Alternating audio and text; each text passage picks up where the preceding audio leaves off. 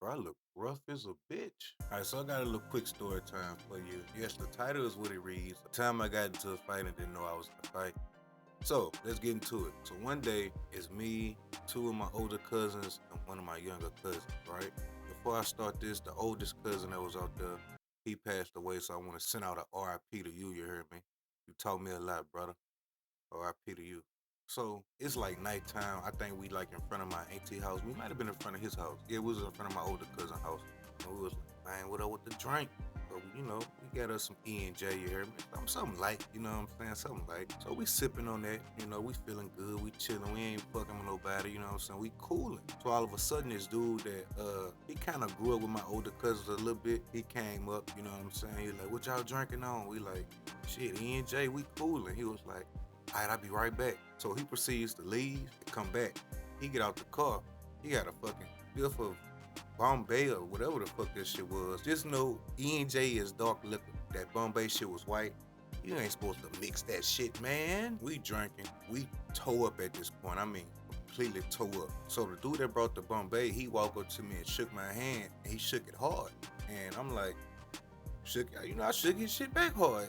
Pause. I shook his hand back hard, you know what I'm saying? So he was like, yeah, look, GOAT, let me see what GOAT taught you. Nah, I know that don't mean nothing to y'all don't know what that means, so let me explain. They used to call my daddy GOAT, and my daddy, he no longer with us either, RIP to you too, Pops. He was one of the coldest fighters. I thought he was just a boxer, but he also was a martial artist, so that already threw me for a loop. But I seen him in action a couple times growing up, but he had a reputation of beating the shit out of people. This the crazy part about it. I am 6'2", 200 plus pounds, right? My daddy went number like 5'7", but in his prime, he was cut. Like, he was toned the fuck up, you know what I'm saying? And of course, he did a lot of time in and out of prison and, shit like that, you know what I'm saying? But either way it go, this dude was taught how to fight with my dad, and my dad ain't teach him like the specifics and the, you know, greatest techniques that he could teach him.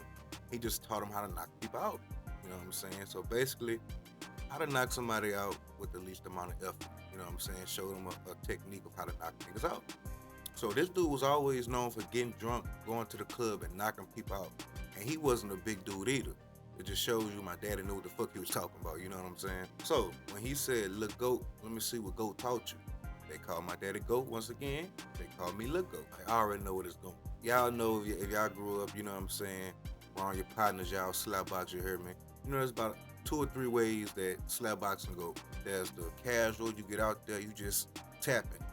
You know what I'm saying? You just tapping. And then there's the same method, like you kind of boxing, but you kind of slapping hard, you know what I'm saying? Then there's the, we getting that blend and just swing hard and connect, no blocking, just swinging and see who gonna tap out first, slapping the shit out of each other, right? Me and him get out there, we doing the first one, we just tapping, boom, boom, boom. Remember, I got reach over this dude and I'm taller than him. So I already know how I gotta fight. I get out there, stand my ground, using that jab, you know what I'm saying? And since we slap boxing, you know what I'm saying? It's mostly a hook. Because you know what I'm saying? If you don't know what you're doing, you can't really be, you know what I'm saying? You can't really jab like that. And if you do, you got to know how to paw it, if that makes sense. He couldn't hit me. I'm tagging him. He caught himself trying to step to his right to get outside my jab. I kept catching him with it. You know what I'm saying? Because I double jab.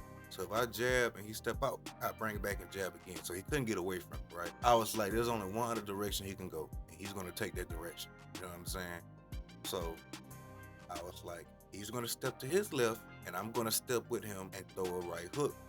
Now, this right hook wasn't supposed to be hard, you know what I'm saying? But when you drunk and shit, maybe you can control your punches, but it's hard to control your reflexes and counters, right? I can't counter soft, if that makes sense, you know what I'm saying?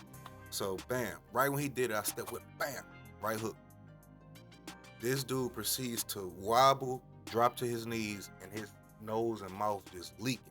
And I'm like, you know what I'm saying? Now, keep in mind, I am drunk out of my mind.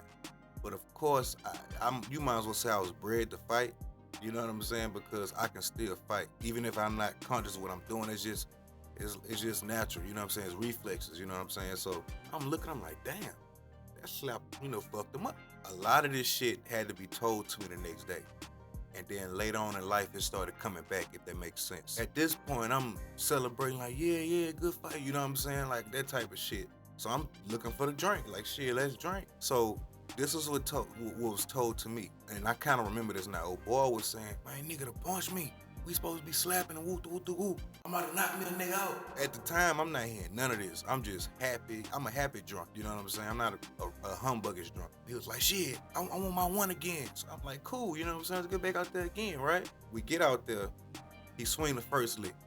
I slipped. So now I'm loose. I'm slipping shit now. You know what I'm saying? So all of a sudden I hear my big cousin. I didn't remember this at the time. They told me this, but it came back to me later. So he like, man, nigga punch my cousin for real and knock a nigga out in this bitch. Let me tell you about him. RIP to you again, bro. He is probably like 5'5", maybe. But if he touch you with his left hand, you're going to sleep. And you're not gonna see the lick coming. I got good at standing on the outside, keeping my opponent on the outside because of him. Because he was quick and he was short. So if you make one mistake, he on the inside. This nigga slapped me one time, and all I could do was this. I wouldn't sleep. I just boom, hit the deck. Yeah, family, y'all know what I'm talking about. Cousin, y'all know what I'm talking about. This dude I was going against, he wasn't no competition for me because just because you could knock people out don't mean I'm gonna let you land the lick. You gotta do the work to land the lick. So anyway, I'm out there, you know, he throwing licks, I'm just getting out the way of them bitches. I step back, cause he rushed me, I step back, pow, slap, he hit the deck again. So then, I think I can't remember. I don't know if I was told how I was broken up, but the next day, I think I remember him coming to me and was like, my fault, cuz. He called me cuz because, you know, he grew up with my older cousins and shit like that. Man, I was drunk, man. I didn't mean to do that. So it's crazy because the whole time, this man was trying to knock my head off that second round, and I didn't even know. Didn't land one lick on me. I'm tagging it. I'm still slapping, y'all. I'm not even slapping. I'm tapping, and he could not do nothing with me. You know what I'm saying? And it's crazy because it just shows you when something is like put into you as a child. No matter what it is, we not even just fight, you know what I'm saying? Like just anything, that shit stick with you and it becomes instinct.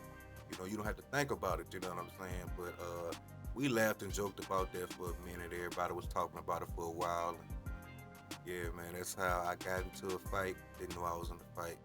So yeah, this was a quick story time. But if y'all want more story times, y'all let me know in the comments, bro. I got some crazy shit to tell y'all. Now there's a lot of shit can't tell y'all because remember I grew up in the hood, so you know there's a lot of shit you can't talk about. But you know, if it's something I could talk about, man, you know, I got a lot of shit I could probably talk about. Y'all be sure to check out my other story times too, man. I got the time I burnt down my mama's apartment. The time all these chicks seen my you know, my member.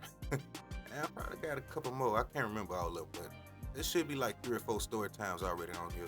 But yeah, bro, this has been your boy B.C.P. Untamed, and I will see y'all next time. Peace.